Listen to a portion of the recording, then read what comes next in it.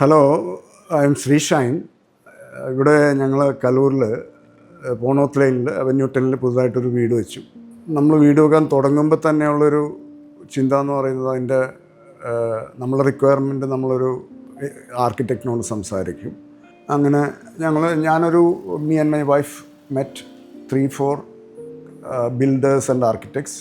അങ്ങനെ ഞങ്ങളൊരു ഏറ്റവും സ്യൂട്ടബിളായിട്ട് ഞങ്ങൾക്ക് തോന്നിയൊരു ആർക്കിടെക്റ്റിനെ സെലക്ട് ചെയ്തു. Then that company designed a home for me, but we decided to have a premium kitchen because നമ്മളുടെ വൈഫിൻ്റെ ഒരു വിശ്വാസപ്രകാരം വാസ്തു അനുസരിച്ചിട്ട് കിച്ചൺ നമുക്ക് കുറച്ച് ഫ്രണ്ടിലേക്ക് കൊണ്ടുവരേണ്ടിയിരുന്നു. So I had a space constraint for kitchen.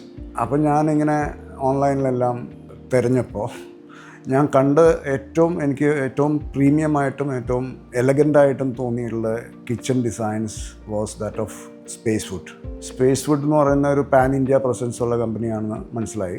അവരുടെ വെബ്സൈറ്റിൽ അവരുടെ ഒരു ഹോൾ ലോട്ട് ഓഫ് ഡിസൈൻസ് ഉണ്ടായിരുന്നു, both open and closed kitchens. Open കിച്ചണാണ് ഞാൻ പ്രിഫർ ചെയ്തത്, പക്ഷേ വൈഫിൻ്റെ നിർബന്ധം പറഞ്ഞു ക്ലോസ്ഡ് വേണമെന്ന്. അപ്പോൾ അതും ഞാൻ എഗ്രി ചെയ്തു. Then I went to Space Food and met their people.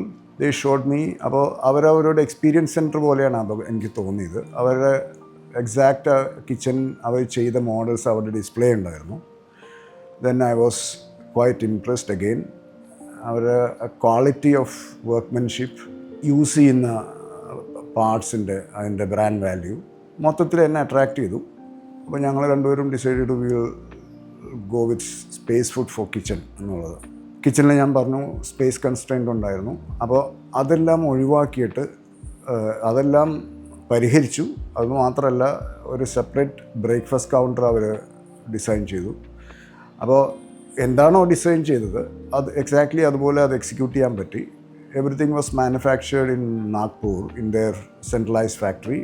എന്നിട്ട് എല്ലാം ബിൽറ്റ് ഇൻ ആയിട്ടാണ് ഇവിടെ കൊണ്ടുവന്ന് ഇൻസ്റ്റാൾ ചെയ്തത്. അതുകൂടാതെ നമ്മുടെ ഹോം അപ്ലയൻസസ് എല്ലാം, അപ്പോൾ ഞങ്ങൾ ഹാഫലയുടെ OTG ഓവൻ, അല്ല hood and hob dish washer, ഇതിൻ്റെ എല്ലാം ഞങ്ങൾ സെലക്ട് ചെയ്ത മോഡൽസിൻ്റെ എല്ലാം ഡ്രോയിങ്സ് അവർക്ക് കൊടുത്തിട്ടുണ്ടായിരുന്നു.